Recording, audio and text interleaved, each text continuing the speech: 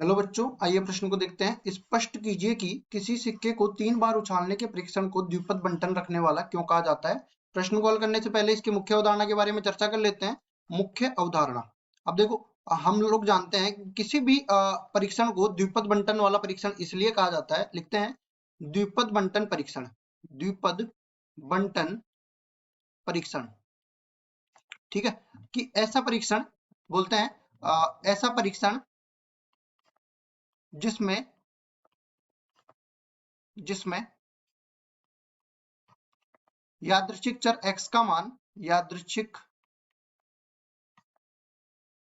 चर x का मान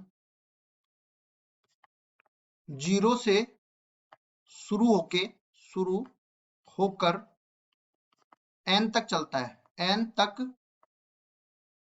तक चलता है, द्विपद बंटन वाला परीक्षण कहलाता है। द्विपद बंटन परीक्षण कहलाता है, जिसके दो प्राचल होते हैं, जिसके दो प्राचल होते हैं। कौन कौन से प्राचल? n और p। n और p मतलब कि अगर अपने को np इस रूप में कोई भी द्विपद बंटन दे रखा हो, जैसे अब भी np के रूप में अपने को दे रखा है, तो उसकी प्रायिकता हम लोग निर्धारित कर सकते हैं। अब देखो, प्रायिकता निर्धारण के लिए हम लोग कैसे करते हैं? हम लोग जानते हैं x का मान जो है वो 0, 1, 2, 3 इस तरह से चलता है n तक, ठीक है। और प्रायिकता बंटन कैसे लिखते हैं? देखो, प्रायिकता बंटन इसका बर्नौली प्रमेय से हम लोग लिखते हैं। बर्नौली प्रमेय का उपयोग करते हैं। बर्नौली प्रमेय में क्या होता है कि इसमें दो तरह के परिणाम होते हैं, एक सफलता, एक असफलता। तो बर्नौली प्रमेय का हम लोग प्रायिकता बंटन लिखते हैं इस तरीके से, px बराबर में r, सफलता की संख्या हम जितनी चाहिए वो x बराबर r के रूप में लिखते हैं। और यहाँ पे ncr, यहाँ पे p जो है छोटा वाला p, ये सफलता की प्रायिकता को निरूपित करता है, इसकी घात हो जाएगी सफलता की संख्या। और फिर q जो है अपने पास असफलता की प्रायिकता को निरूपित करता है, और इसकी घात हो जाएगी असफलता की संख्या। ये इसलिए क्योंकि दो तरह के परिणाम होते हैं, और दोनों की प्रायिकता, सफलता और असफलता की प्रायिकता का योग 1 के बराबर होता है। और ये मैंने बता ही दिया, n जो है कुल घटनाएं होगी, r सफलता की संख्या होगी, p सफलता की प्रायिकता होगी, q असफलता की प्रायिकता होगी, ठीक है जी। अब देखो, अब यहाँ पे हम लोग बोल सकते हैं कि कोई भी सिक्का जो है, बोलते हैं स्पष्ट कीजिए कि किसी सिक्के को 3 बार उछालने के परीक्षण को द्विपद बंटन वाला क्यों कहा जाता है। तो द्विपद बंटन क्या होता है वो तो मैंने समझा दिया। अब इसको द्विपद बंटन क्यों कहा जाता है वो मैं समझा देता हूँ। जैसे मैं मान लिया कि यादृच्छिक चर x को मैंने बोल दिया चित आना, ठीक है। अब उसके बाद देखो, प्रतिशत समष्टि में अवयव की संख्या देख लेते हैं। इस तरह से देखो, ऐसा भी हो सकता है कि तीनों बार चिताए, ऐसा हो सकता है कि 2 बार चिताए और 1 बार पटाए, तो इसके भी 3 तरीके हो सकते हैं, THH, ठीक है। और इसके बाद में देखो, 2 पटाए और 1 चिताए, ये भी हो सकता है, तो THT और HTT इस तरह से बनेगा। और इस तरह से भी हो सकता है कि 3 पटा जाए, ठीक है।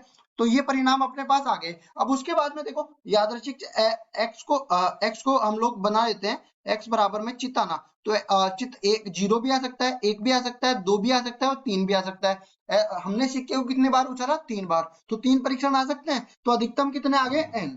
n बराबर 3 आ गया। अब उसके बाद देखो, इसकी प्रायिकता भी निर्धारित कर देते हैं। जब अपने पास 0 चित आते हैं, तो 0 चित के लिए देखो, एक घटना है t, तो और कुल घटनाएं कितनी है? 8, तो 1/8 के बराबर ही आ जाएगा। अब देखो, चित एक बार आए तो इसके लिए देखो 1, 2, 3 अनुकूल परिणाम है और कुल परिणाम 8 है। और इसी तरह 2 चित आए, इसके लिए 3 अनुकूल परिणाम है और कुल परिणाम अपने पास कितने हैं? 8 है। और देखो 3 चित आए तो इसके लिए 1/8 के बराबर आ जाएगा, ठीक है। या फिर इसको देखो, इस तरह से भी हम लोग लिख सकते हैं, या 3 बार सिक्का उछाला है और देखो 0 सफलता है अपने पास, तो p की घात 0 हो जाएगा, मतलब p कितना है? 1/2। 1/2 अपने पास बोल सकते हैं। इसकी प्रायिकता कितनी हो जाएगी? p की प्रायिकता 1/2 हो जाएगी और q की प्रायिकता 1/2 के बराबर। चिताना भी 1/2 के बराबर, पटाना भी 1/2 के बराबर। तो यहाँ पे देखो, q की घात कितनी हो जाएगी? q की घात अपने पास हो जाएगी 3 के बराबर। इसके बाद 3 से 1 जब आएगा, तब p गुणा में q की घात 2 के बराबर हो जाएगी। यहाँ पे 3 से 2, ये अपने पास p की घात 2 q के बराबर हो जाएगी। 3 से 3 में अपने पास p की घात 3 हो जाएगी, q की घात 0 हो जाएगी। अब ध्यान से देखिए, चाहे चिताना बोलूं चाहे पटाना बोलूं, दोनों ही अपने पास जो है या यहाँ पे क्या हो जाएंगे? दोनों ही अपने पास क्या द्विपद बंटन को निरूपित करते हैं। एक बार मैं पी को क्या बोलूंगा, सफलता चिताना, एक बार सफलता पटाना बोल दूंगा। दोनों ही तरीकों में अपने पास प्रायिकता समान आने वाली है। तो यहाँ से मैं कह सकता हूँ कि सिक्के को चाहे एक बार उछालो, चाहे 3 बार उछालो, चाहे कितनी भी बार n बार उछालोगे, तो वो जो अपने पास उछालने की जो घटना है ना, वो द्विपद बंटन को निरूपित करती है। और इसकी प्रायिकता बंटन इस तरह से निर्धारित कर सकते हैं। तो बोलेंगे स्पष्ट है, स्पष्ट है कि बी एन पी, अगर मैं इसमें देखूं ना, तो ये किसके बराबर हो जाएगा, बी, यहाँ पे एन का मान 3 हो जाएगा, और ये देखो पी का मान 1/2 के बराबर हो जाएगा। ठीक है, प्रायिकता बंटन, प्रायिकता बंटन द्विपद बंटन को भी निरूपित करता है। द्विपद बंटन